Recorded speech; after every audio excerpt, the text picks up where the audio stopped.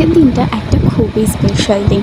আজকে প্রত্যেকটা ঘরে ঘরে তার বাবা মা অপেক্ষা করে থাকে যে কখন আমার মেয়ে জামাই আসবে, এবং মেয়ে এবং তার হাজব্যান্ডরাও এই দিনটার জন্য খুবই এক্সাইটেড থাকে। আমাদের তরফ থেকে সকল ভাই বোন, দাদা দিদি এবং মা বাবাদেরকে শুভ জামাই ষষ্ঠী। তো তাই আজকে আমরা সকালবেলা ঝটপট উঠে রেডি হয়ে চলে গেছিলাম ঠামের বাড়ি। যেহেতু যিনি শাশুড়ি মা হন তিনি না খেয়ে বসে থাকেন, তো আমাদের সকলে তাড়াতাড়ি যাওয়াটাই একটু ভালো, কারণ তারা তো আমাদের জন্য না খেয়ে বসে থাকে যতক্ষণ না জামাইকে তারা আশীর্বাদ করে, মানে যা যা রিচুয়াল সেগুলো না করা ততক্ষণ পর্যন্ত তারা খাওয়া দাওয়া করতে পারে না। তো আমার মতে তো এটাই যে তাড়াতাড়ি যাওয়াটাই বেটার। তোমাদের কী মত সেটা কিন্তু অবশ্যই কমেন্ট করে জানিও। তো এরপর ঠাম্মা একে একে রিচুয়ালসগুলো করে নিল, এরপর দাদু ওকে আশীর্বাদ করলো।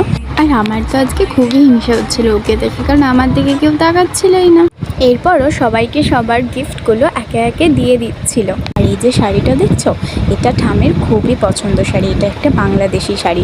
তো এরপরও মায়ের গিফটটা মাকে দিতে চলে গেছিলো।